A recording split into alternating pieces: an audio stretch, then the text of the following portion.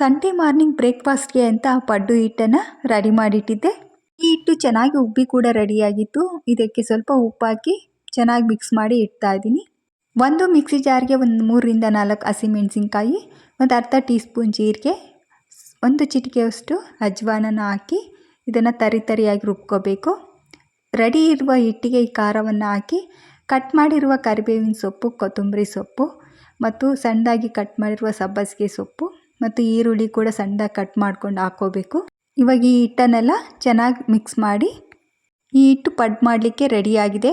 ನಂತರ ಚಟ್ನಿ ಮಾಡಲಿಕ್ಕೆ ಒಂದು ಮಿಕ್ಸಿ ಜಾರಿಗೆ ಕಾಯಿ ತುರಿ, ಸ್ವಲ್ಪ ಕೊತ್ತಂಬರಿ ಸೊಪ್ಪು, ಬೆಳ್ಳುಳ್ಳಿಯನ್ನು ಸಿಪ್ಪೆ ತೆಗೆದು ಹಾಕ್ಕೊಂಡಿದ್ದೀನಿ. ಫ್ರೈ ಮಾಡಿರುವ ಮೆಣಸಿನಕಾಯಿ ಮತ್ತು ಕರಿಬೇವಿನ ಸೊಪ್ಪು, ಸ್ವಲ್ಪ ಉಪ್ಪು ಹಾಕಿ ನೀರು ಹಾಕಿ ಚಟ್ನಿನ ರುಬ್ಕೋಬೇಕು. ಚಟ್ನಿ ಕೂಡ ರೆಡಿಯಾಗಿದೆ. ಕಾವಲಿ ಕೂಡ ಕಾದಿತ್ತು.